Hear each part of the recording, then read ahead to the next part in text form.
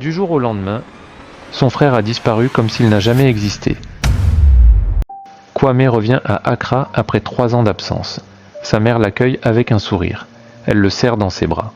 Puis elle dit doucement « Mon fils unique ». Kwame fronce les sourcils. Il corrige « Ton fils cadet ». Mais elle ne sourit pas. « Tu es fils unique ».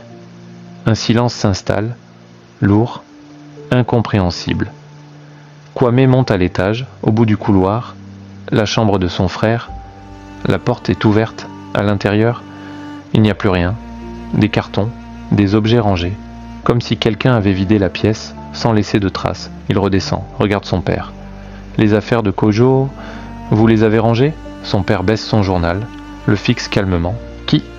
Le mot reste suspendu dans l'air. Kwame ne répond pas. Il se dirige vers le mur des photos. Des années de souvenirs accrochés là. Il les parcourt une à une, puis il s'arrête. Sur une vieille photo, il y a 2 enfants. Mais le second est flou. Pas flou comme une erreur. Flou comme si quelqu'un avait essayé de l'effacer, sans y arriver complètement. Kwame recule, son souffle se coupe. Il sort son téléphone, cherche les photos de son frère. Rien, plus rien, comme si elles n'avaient jamais existé. Il sort précipitamment, frappe chez la voisine, une femme qui les connaît depuis toujours. Elle ouvre, sourit. « Kwame !»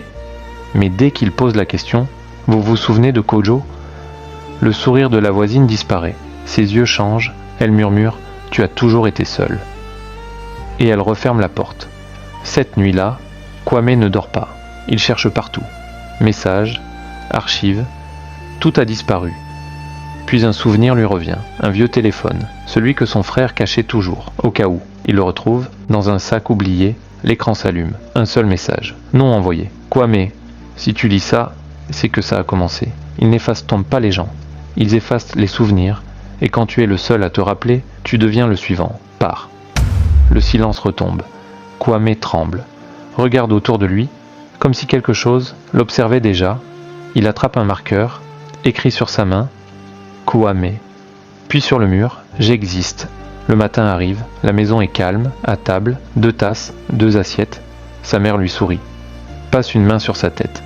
On était bien, nous deux, son cœur se serre. Il recule lentement, monte à l'étage, regarde le mur, les mots ont disparu. Et en dessous, une phrase qu'il n'a jamais écrite, une écriture qu'il reconnaît, celle de son frère. Il est trop tard. Et toi, si tout le monde commençait à t'oublier, tu ferais quoi pour prouver que tu as existé ? Si tu aimes ce genre d'histoire, alors abonne-toi. La prochaine pourrait te marquer.